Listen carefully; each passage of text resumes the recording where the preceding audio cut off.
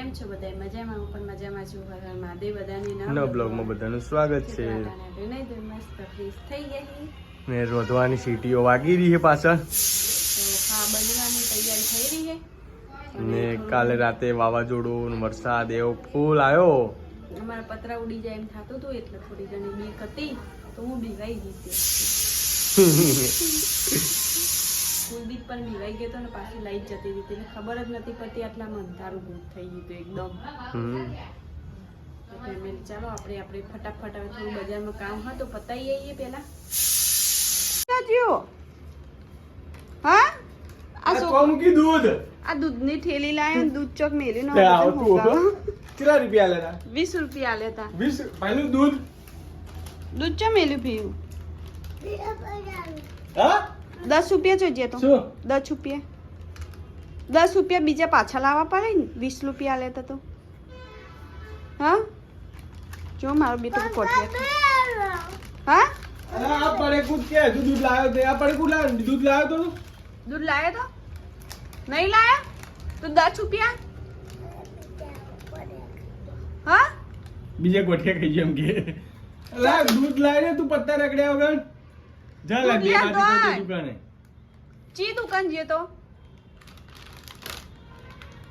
તો ફેમિલી આપણે આજે રીલ્સ બનાવવા માટે સ્પેશિયલ બપોરના ખરા બપોરે શું તો ફેમિલી આ કઈ જગ્યા હા કાલીવાનું વ્યૂ તો જુઓ ફેમિલી.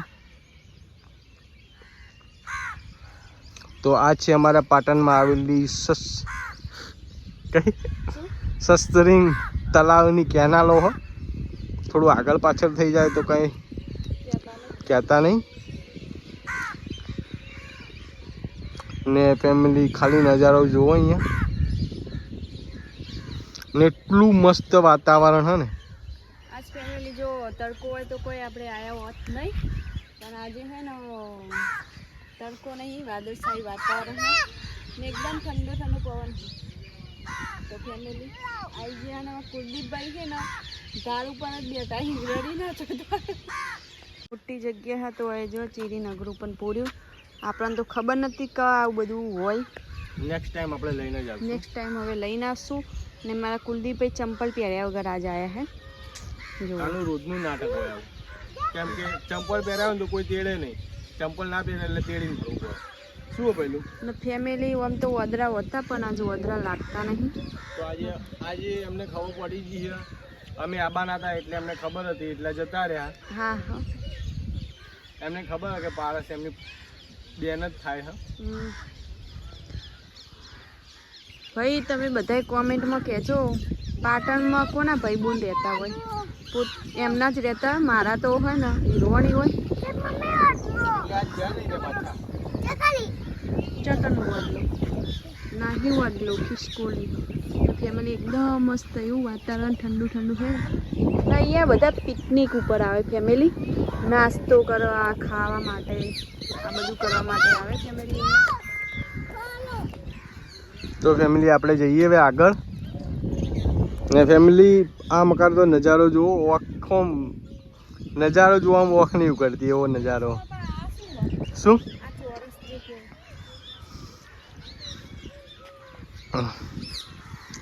આ મંદિરો બનાવેલા હતા એવું મેં વાપરેલું હ.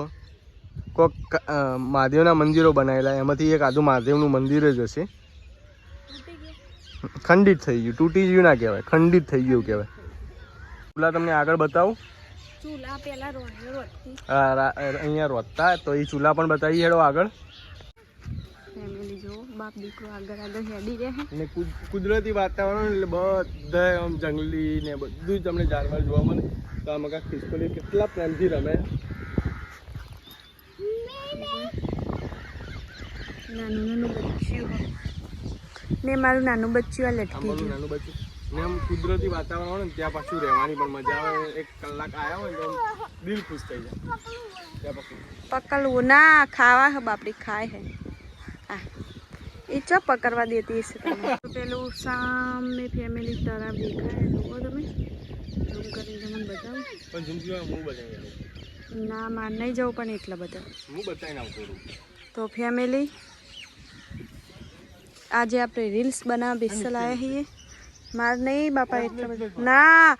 હા જેટલું બધું રડવાનું હો કશું નહીં રડવાની આવી રહ્યું રસ્તો હલાય ના મને પેલા ચૂલા બતાવીએ. ફેમિલી આ બાજુ પણ જો જોવાલાયક એમ સ્થળ હ.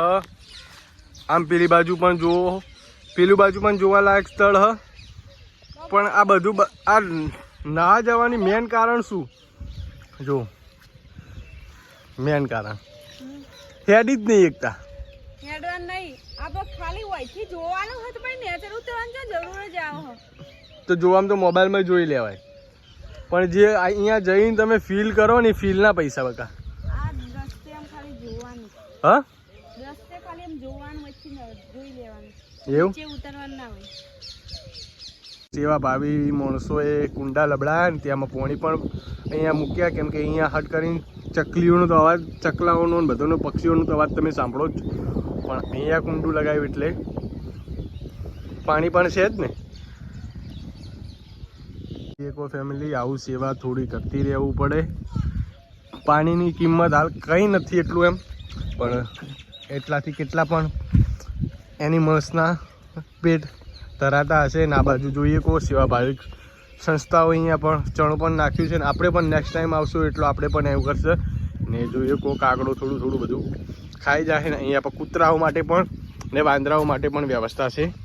પેલો જુઓ પહેલું ને પણ રાજખુશ થઈ ગયો. હ એના ફેમિલીને હારી જોઈ જી સામે એના ફેમિલી છે નહીં. તમારી ફેમિલી એવું અહીંયા પાટણ છે બકા, એટલે ફેમિલી તમારી હોય.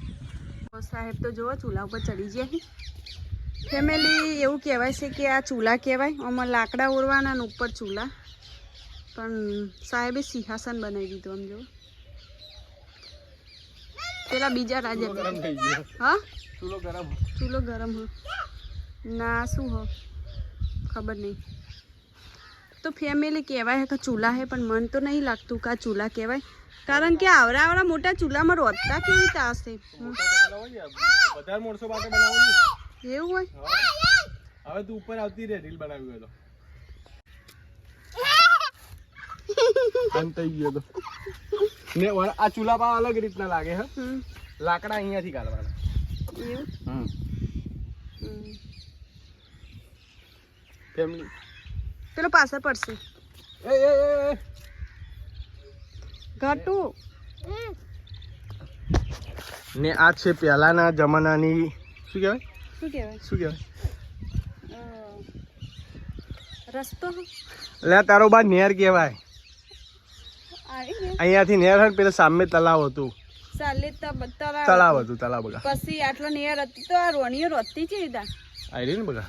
હા આટલી છે કેમ રોતી? હા પાણી ના આવતું તો પાણી તો નીચે આવતું ને બગા. તો આટલામાં રોતી. હા તો વસ્તી બધી બેહતી ચોક. એ તો બનાવીને પછી ઉપર જતા રહે ને યાર. ઉપર જતા આ તો ખાલી વધવા માટે બનાવી ને બગા. ઉપર ઘર હશે હે ને.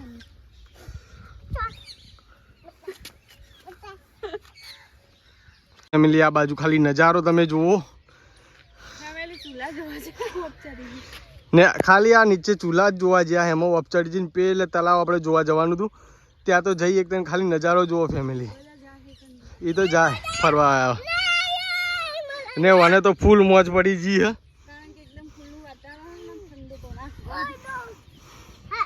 ખાલી ફેમિલી ખાલી નજારો જુઓ ને. એક પવન ચાલુ થયો હવે જુઓ. આ જુઓ ફેમિલી આપણે આખું બધું ફરી વળ્યા છીએ, બધું જોઈ લીધું. પહેલાં તો આપણે જોયેલું જ હતું. સ્પેશિયલ વિડીયો બનાવાયા ને વિડીયો પણ બનાવી ચૂક્યા છીએ. ને આ બાજુ પૈસાની ગણતરી થાય. કોઈએ તારા પૈસા લીધા નહીં, કોને વિશ્વાસ નહીં કોઈના ઉપર. મા દીકરો બે પૈસા ગણે પૈસા નહીં લે તો પૈસા ખુલે કોઈ પાડી નહીં. ઓ એ પાકેટ ખોલતો હતો ને ચિયાનું ખોલતો જુઠ્ઠું.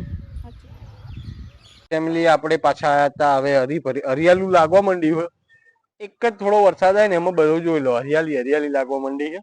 આટલી ઘડી તો આમ નતું લાગતું ને. ફેમિલી કાલે આપણી એનિવર્સરી છે. શું કરે ગિફ્ટ લેતા આવજો સોના મને એ કર્યા વગરના. ગિફ્ટ કાલે લઈને આવવાનું આપણે મોટું મોટું. કેવડું મોટું?